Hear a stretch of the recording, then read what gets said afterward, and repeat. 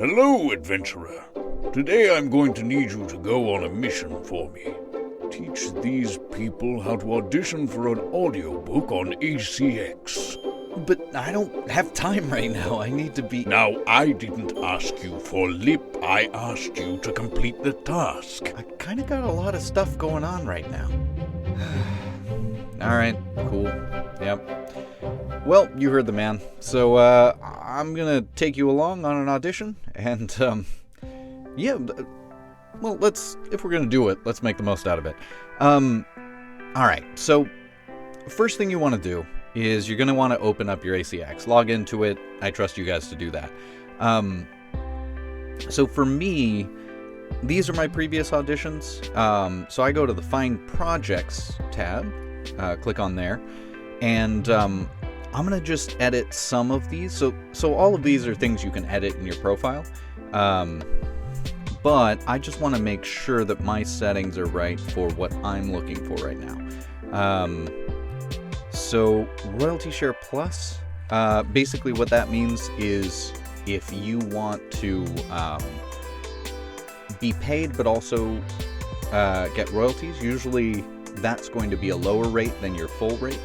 As you can see, my standard rate is 200 to 400 per finished hour.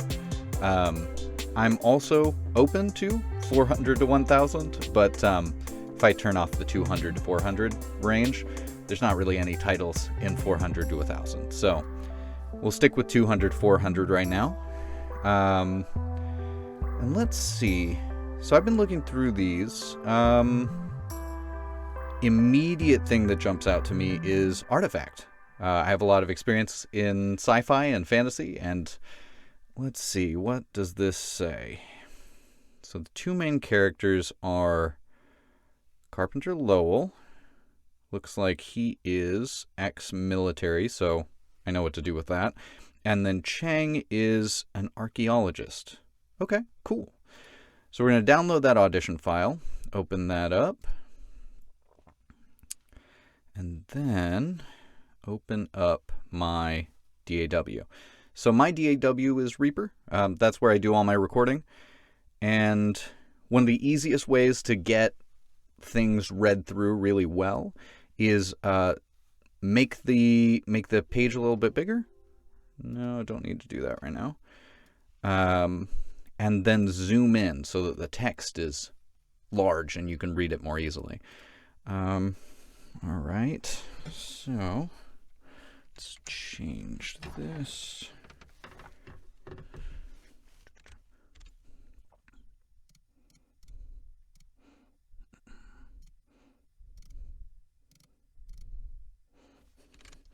Cool, so Artifact.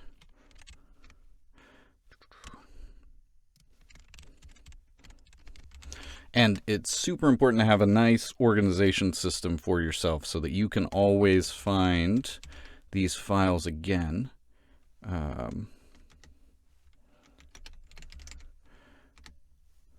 And for my rendering process, I like to have that open. This was a previous audition I didn't end up getting that one. All right, so let's zoom in nice and big. All right, so it looks like this one's in third person. The author said that this was from the perspective of Lowell, so it's going to be a little tougher, it's going to be a little gruffer. And then primarily I'm going to read in my narrator voice, and then I'm going to switch into the characters as I need to. The more Lowell thought about it, the less confident he felt that the two of them were going to make it off of Enceladus alive. That was a shame, especially as far as Chang went. The kid didn't deserve this. But Lowell forced himself. Lowell, probably. How did I pronounce that? The more Lowell thought about it, the less confident he felt that the two... But Lowell forced... Yeah, so I did that wrong. But Lowell forced himself to look at the big picture. A team of scientists had been killed on Mars half a decade ago for the purpose of securing the orb, and even then, the Chinese military had been sniffing around in the hopes of tracking down the same thing. Whatever they were Nope, don't like that one. Sniffing around in the hopes of tracking down the same thing. Whatever they were after. Sniffing around in the down the same thing. Whatever they were after was big, and today Monroe had set it in motion. 4 years ago, Lowell had failed. Now he had a second chance to fix whatever his old commander had broken. "You ever hear of sailboating?" Lowell asked. "Like, with a yacht?" asked Chang, cocking his hat. "Yeah, my stepdad owns one." "No, not like..." Lowell rolled his eyes. "God, forget it. If you zigzag when you run, you'll make yourself harder to hit." He put his hands on the door handles, then hesitated. "And listen, you might want to grab your own pod, okay? We should probably split up." "What?" Chang yelped. No way! You want me to fly a spaceship?" "I'm going to the anomaly," Lowell told him. "You're probably better off on your own." I thought now might actually be a really good time to talk about how you do your research. So for this specific book, I actually pulled several different characters from several different places. One of them's a D&D character that I've played before, tough, gruff military type. Other places that you can pull from are movies. I like to think of things like Saving Private Ryan. I specifically think about the character who carries his Bible every time and says Psalms while he's shooting Nazis through his sniper rifle. So you've got this character, and then you've got a character who's working opposite of him. You have Chang. And Chang's more of a scientific type. He's more of an archaeologist. It's specified by the author that he was an archaeologist in that information paragraph. And so you take that and you pull in people that you know from movies, from your life. Your life is great if you can find stuff from there. But also it's important to keep in mind that the author doesn't always give you information on the characters. I have done so many auditions where the author really doesn't tell you what their characters are, who they are, what they do, and you really need to read into the context clues you're given in the text to figure out who they are. Try and find summaries of the book. Try and find a general understanding of who these characters are so you have at least a category.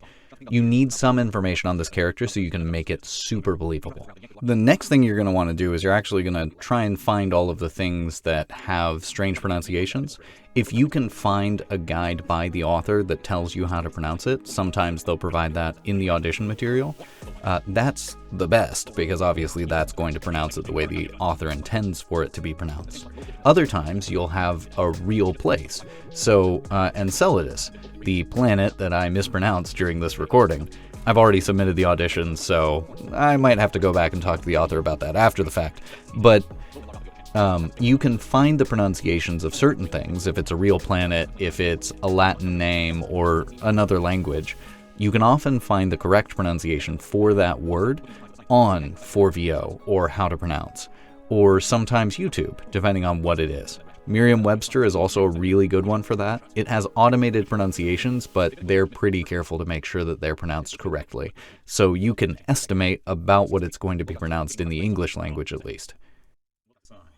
"Come on," he said, as gently as he could manage. "You're doing great. Get in the pod." All right, so that's the audition process. Looks like I've gotten all of that recorded. And so what I do now is I put all of these files together and I glue them so that they're all one file, and then I can normalize them so that everything sounds about the same increase in volume. And I'll probably go into this in future, but basically I put together an audio chain, and for this one, there's a lot of highs and lows, so we're going to pop that in. Cool. And then we're going to render it. So MP3, make sure it's 4800, and then render the file. So now we go back to the audition page, and we need to say something, but make sure you keep it kind of simple. These notes don't look super good. There's no formatting. It's just one straight sentence, one straight paragraph.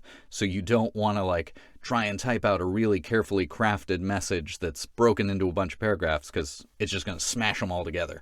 So don't worry about that too much.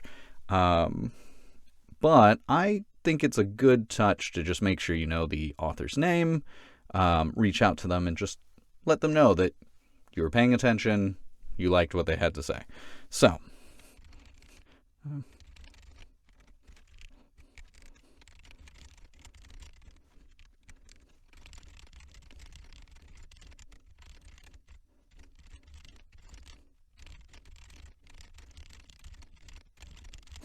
cool. So put that together. The render should be just about done. It is. So let's get that audition file. Cool. All right. And then the only thing left to do is hit submit.